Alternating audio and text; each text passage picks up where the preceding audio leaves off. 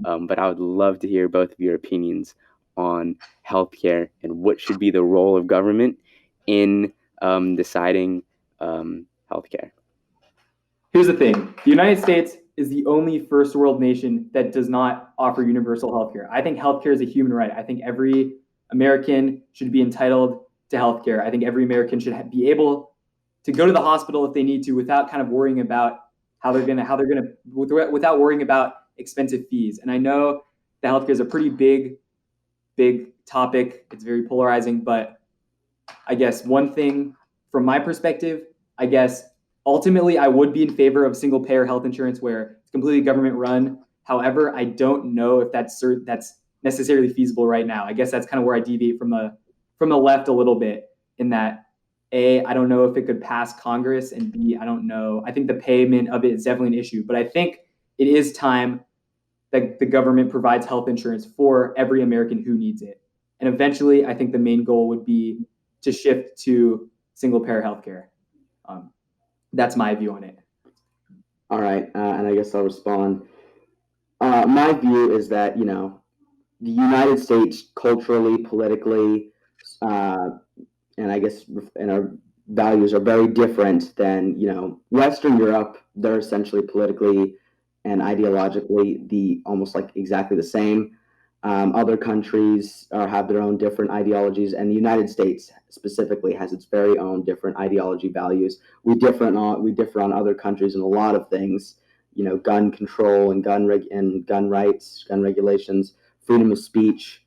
And when it comes to healthcare, one thing you got to understand about free single pay healthcare or single, like where it's just one size fits all healthcare, is that that's not even remotely free. It's you're going to have to pay for it in taxes, and it's not like the wealthy can just take the load on everything. That's going to be something that every American feels. You're going to have to pay less. The quality is going to be less, no matter how you slice it. It's going to be less because you're not going to have doctors who are as motivated. People are not going to be as motivated to be doctors because it's just not going to make as much money. They're going to have all these other issues. It's going to be slower. I mean, take the DMV, for example. Anytime the government runs an organization and there's no incentive to provide better quality healthcare, I was talking about how politicians were scumbags earlier. Do you really want those same scumbags running your healthcare, and those same people who, are mainly interested in their own party running their healthcare, where they're not going to be like, oh yeah, we should do this because it helps the majority of Americans so much. The fact of the matter is that every time, most things that are run by government are very poor, very low quality, very inefficient.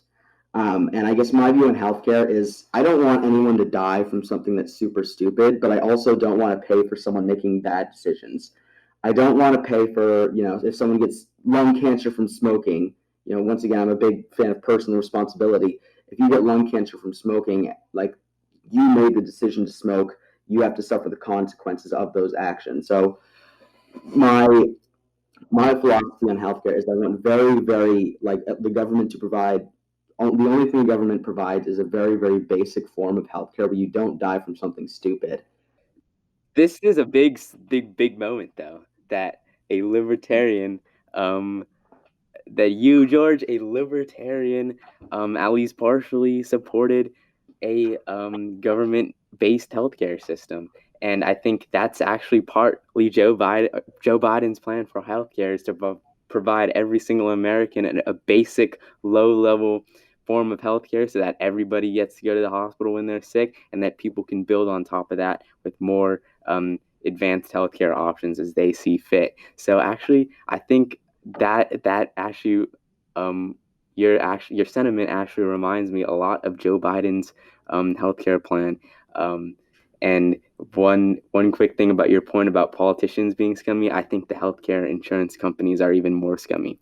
So I would trust my government to run my healthcare more than the insurance companies. Exactly, and echoing that, what I said earlier about COVID is that the government needs to intervene when it's clear that private enterprises aren't succeeding, and I don't think healthcare is succeeding because so many people are uninsured, so many people can't go to the hospital for things. All right, I guess to respond, I don't really like being called sympathetic to this idea because I am not. I'm not. When I'm looking at this, I feel bad about it, but I am not being very sympathetic when it comes to this. I'm talking low quality, and I feel bad saying it, but that's. I just don't want people to die from stupid things. That's all I'm saying. And when I looked at the debate, the second debate, I mean the first debate. Oh my God, everyone knows it was a dumpster fire. I like this one CNN anchor put There's it, some common ground. like a dumpster fire inside of a train wreck, inside of something else.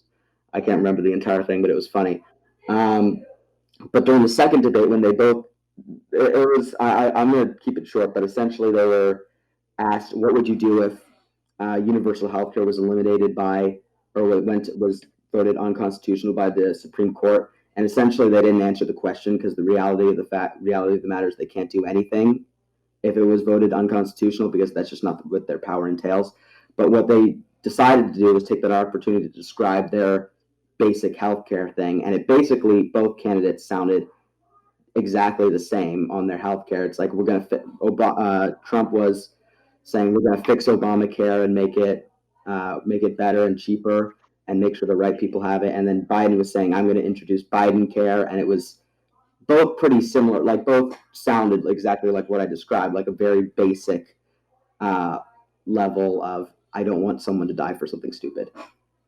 Well, I don't know. Trump has been saying he has a better plan for Obamacare for about 5 years now. He said over and over, you can look at compilations of Trump saying, "Oh, I'll release it in 2 weeks. I'll release it in a month."